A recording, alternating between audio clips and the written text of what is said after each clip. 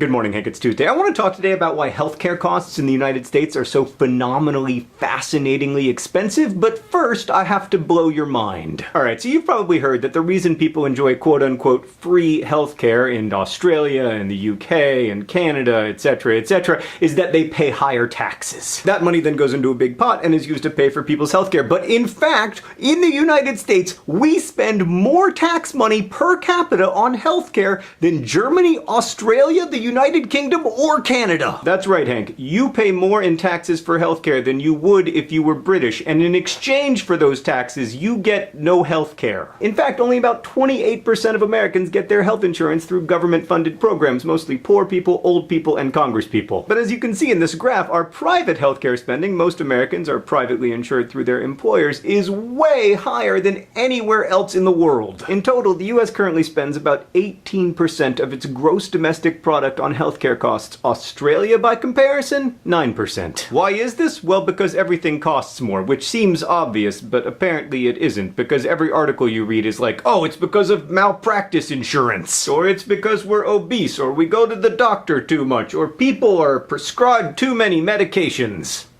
Well, not really. It's because everything costs more. A hip replacement in Belgium costs $13,000. In the US, it's often over $100,000. Colonoscopies average over $1,100 a piece in the US. In Switzerland, they're $655. And on average, a month of the drug Lipitor will cost you $124 if you live in the United States. If you live in New Zealand, $7. Now, we are also, not to brag, richer than all of these countries, so it makes sense that we should spend a little more on healthcare. But we don't spend a little more. We spend a ton more. And vitally, we don't get anything for that money, which means we are essentially paying people to dig holes and then fill those holes back up. Like, we don't live longer, in fact we're 33rd in life expectancy, and in everything from asthma to cancer, according to one recent nonpartisan study, American health outcomes are not notably superior. So why are we spending all of this money for nothing? Well, first, let's discuss some of the problems that are not actually problems. For instance, the problem is not so-called overutilization, the idea that Americans go to the doctor more and get more tests and spend more time in hospitals. We know this because Americans actually go to the doctor less than Europeans and spend much less time in hospitals, although to be fair, you can stay in a Dutch hospital for 7 nights for what it costs to stay in an American one for 1 night, so no wonder we're hesitant. Also, it is not because we are sicker than other people. Everybody likes to blame obesity on our rising healthcare costs, but yeah, no. That argument is just not supported by data. For one thing, disease prevalence does not affect healthcare costs that much. And for another thing, while we do have more obesity in the United States, which sometimes leads to health problems, we have fewer smokers and less alcohol consumption. Really? Apparently, yes. So that saves us a little money, and if you compare us to, like, the British or the French, in the end, it's probably a wash. Hank, the truth, as usual, is complex. Like, there are obvious inefficiencies in our healthcare system. For instance, not everyone has insurance.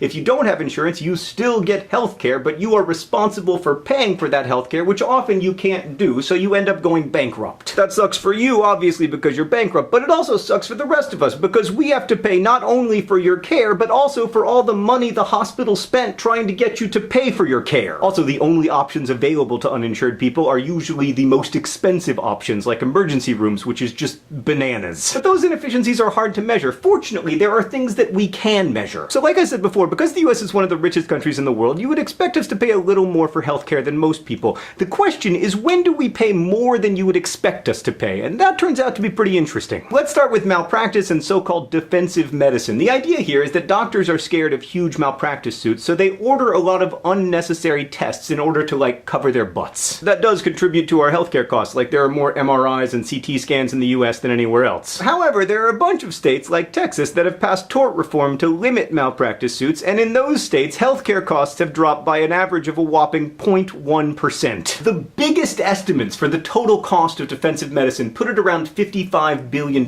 which is a lot of money, but it's only 2% of our total healthcare costs. Another smallish factor, doctors, and to a lesser extent nurses, are paid more in the United States than they are in other countries. And by my possibly faulty math, we end up spending about $75 billion more than you would expect us to there. Then we have the cost of insurance and administrative costs like paperwork and marketing and negotiating prices, all that stuff. That's about $90 billion more than you would expect us to spend. We spend about $100 billion more than you would expect on drugs, not so much because we take more of them, them, but because the ones that we take cost more per pill. Okay, and now for the big one. I'm gonna lump inpatient and outpatient care together because in the US we do a lot of things as outpatient procedures like gallbladder surgeries that are often inpatient procedures in other hospitals, so we're just gonna make it a big ball. That big ball is $500 billion more than what you would expect given the size of our economy per year.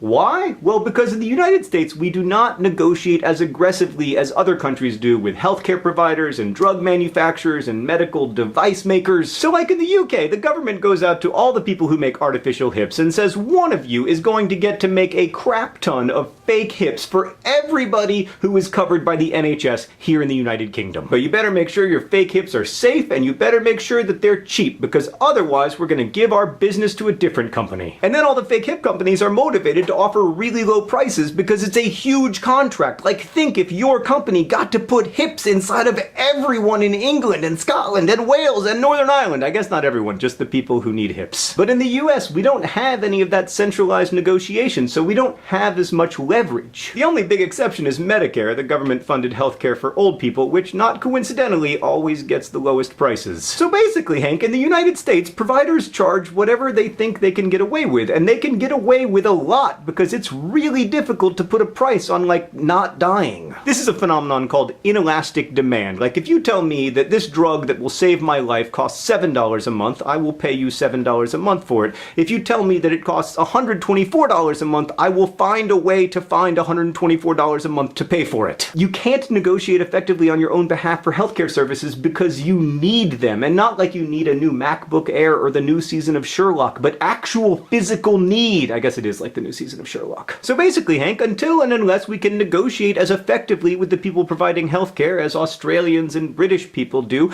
US healthcare costs will continue to rise faster than anywhere else in the world, and we won't get better healthcare outcomes. Hank, I know this video is long, although it could have been much longer, but I am so tired of people offering up simple explanations for what's wrong with our healthcare system. They say, oh, it's malpractice, or it's doctors who must also be business people, or it's insurance companies, or it's insane rules for who can get insurance. It's drug companies, it's government bureaucracy, it's an inability to negotiate prices. Yes, yes, yes, yes, and yes, it is all of those things and more. It is not a simple problem, there will not be a simple solution, but it is probably the biggest single drag on the American economy, and it's vital that we grapple with it meaningfully instead of just treating healthcare costs as political theater. So I hope I've at least introduced the complexity of the problem. I've put some thoroughly nonpartisan links in the doobly-doo for further reading. Hank, welcome back to the United States. As you can see, everything is peachy here. I'll see you on Friday.